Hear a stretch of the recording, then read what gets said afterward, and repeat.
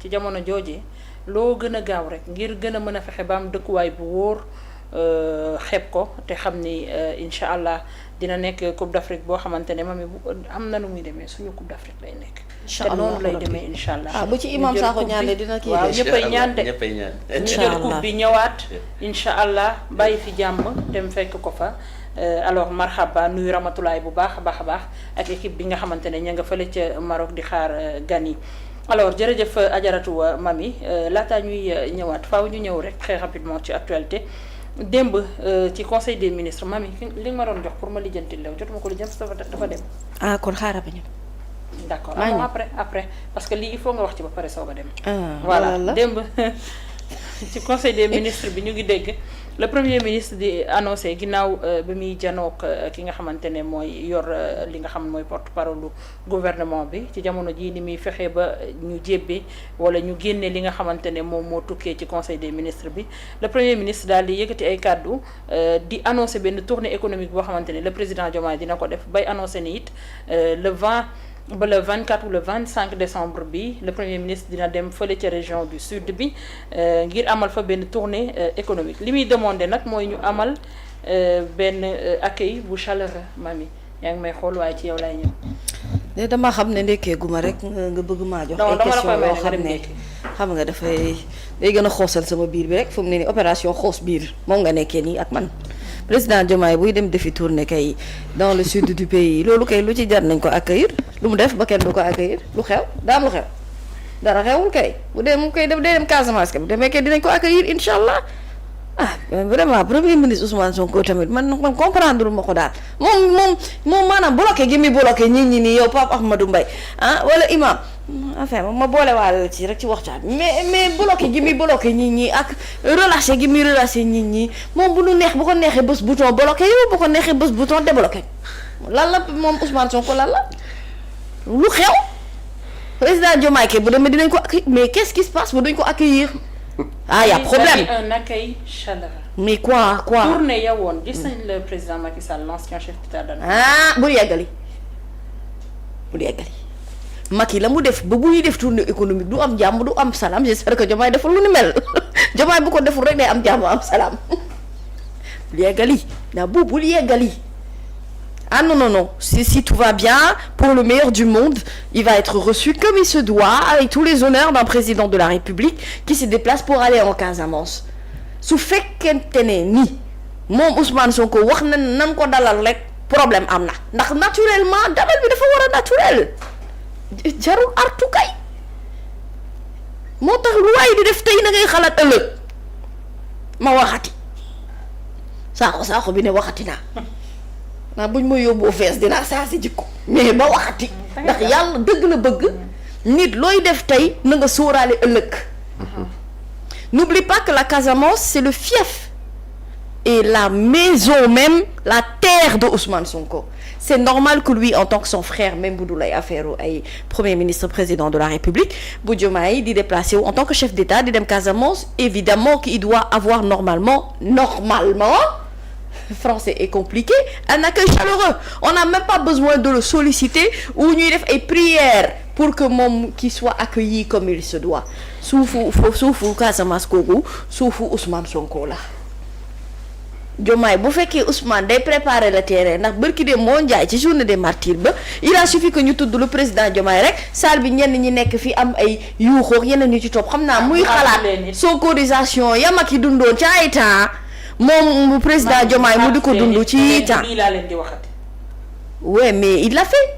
après Ousmane moomul suñu bouton aussi ba di ñu bloqué di ñu débloqué loolu tamit Ousmane Sonko foog mu xam ko wala boog bu amee bouton xëy na daa am bouton Pastef yi mu maîtriser ak yooyu xam nga man je suis pas de Pastef mais je suis libre quand même de dire que il y a pas de fumée sans feu ok moo tax écoute man déjà j'ai un problème pour la tournée économique. Pourquoi une tournée économique? C'est quoi l'intérêt de cette tournée économique? C'est quoi l'urgence? ñoo daan ŋàññe l'ancien chef d'État ñu daan dem voilà di def ay tournée économique am. ok mais ci jamono joo xam ne réew mi dafa sëngeem ñu am problème yi ko moo tax ma ne la cohérence pour cohérence Nabou le président Sall quand il faisait ses tournées économiques bokk naa ci les personnes qui ont le plus décrié parce que gisuma utilité bi et puis il y a eu des promesses avant yoo xamante ne des chefs d'État étaient là ils l'ont fait vis-à-vis des populations promesses yoo xamante ne teniruñu ko des promesses non tenues et qui ont coûté énormément d'argent ci li nga xamante ne moom mooy déplacer un président de la République avec toute sa délégation ça waay il faut les loger même si tu confies ça à Al Madina International Travel yaa ngi dégg liggéey lu itam donc daluwaay ba ak loolu yëpp ça a un coût et cette population là qui est la population de la Casamance dafa bëri ay problématiques yoo xamante ne à la limite c'est des problématique très sérieuse qui pour moi ne mérite même pas tintamarre et fanfaronnade dafa mériter sincèrement des mesures d'État yoo xamante ne visant à améliorer leurs conditions de vie et ça sur tous les plans que ça soit mu nekk ci secteur de l'éducation que mu nekk ci secteur de la vie sociale les problèmes des terres qui sont souvent rétribués à des personnes yoo xamante ne moomul ñu ko seen bopp li ñu am ci wàllu histoire ak taarix di ay blessures yoo xam ne souvent c'est des blessures profondes yenn des blessures beaucoup plus récentes ci ay manifestations yoo xam ne ça a été benn champ de bataille bu métti même bu fekkente ne c'était pour leur leader politique ou kenn koo xamante ne amoon nañu yaakaar ci moom muy la personne de Ousmane Sonko donc en fait Diomaye va se rendre mooy li ma la wax il va se rendre sur la terre de Ousmane c'est normal qu'en tant que son frère bienveillant comme il est que ñu war ko dalal et bu dul dara c'est un président de la République bu war a mériter les honneurs pour man le dire même ne sert à rien à moins qu'on puisse craindre qu'il y ait autre chose que li nga xam moom la ñuy yaakaar ne moom moo fay am waaye xale bi ba ma liggéey ci sama sago donc à moins que Diomaye yaakaar ne wala boog ñi ànd ak moom wala bon ba Ousmane yaakaar ne il va y avoir un accueil boo xamante ne seentuñu ko woon n'oublie pas que le peuple sénégalais est un peuple souverain libre de ses pensées et de ses actions. Lors de la cérémonie pas des martyrs Thiaroye 44 oui. On a vu que ci yoonu Thiaroye bi et tout ça am na ci ay ñenn ci population bi ñu génn arborer ay brassards rouges mais c'est bien que dans un état démocratique aussi que le président de la République comprenne l'état d'esprit de son peuple.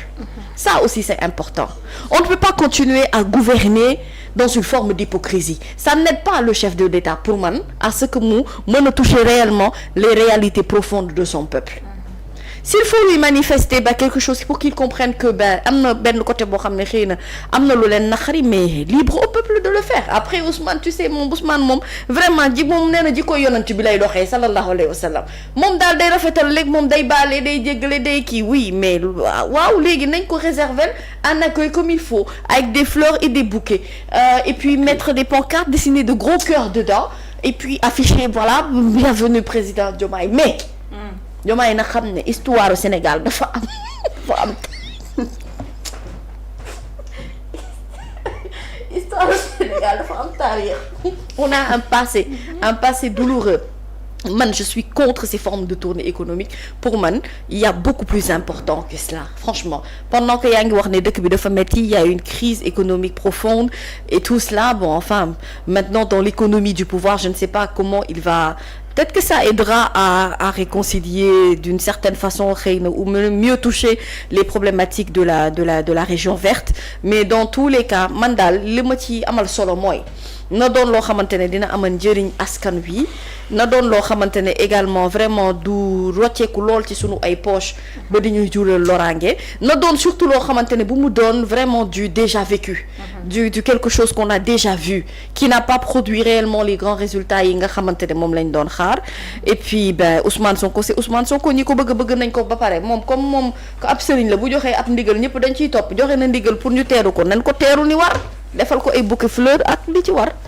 loolu laa gën jërëjëf Adjaratou Mamy c'est dur bu ma lay déglu parce que dama la xam yi nga woon naa fi yëpp surtout Imam Sakho bu toogee di ma xool nii bu may xool nii dama am problème du ma mën a kii ma xam yi nga doon yëpp du ma dox bañ mu génn tey jërëjëf mais Diomaye bu deful dara de loolu muy kii amul lu muy ragal pour di dem ngeen sénégalais amuñu lu ñu lekk. ñu Papa Ahmadou nga ni kon ñoom amuñu lu ñu lekk. mais dëgg la sénégalais amuñu di wax waaye bu fekkee amuñu lu ñu lekk it président mu ngi waajal tournée économique arrêté le premier ministre Ousmane Sonko. nee na nañ ko nee na nañu ko accueillir chaleureusement discours bi mu yëkkati yow ban jàngat nga ci am pour calmer tension politique bi ñu nemmeeku vu contexte bi nga xamante ne moom la ñu nekk la wala daf ko wax juste pour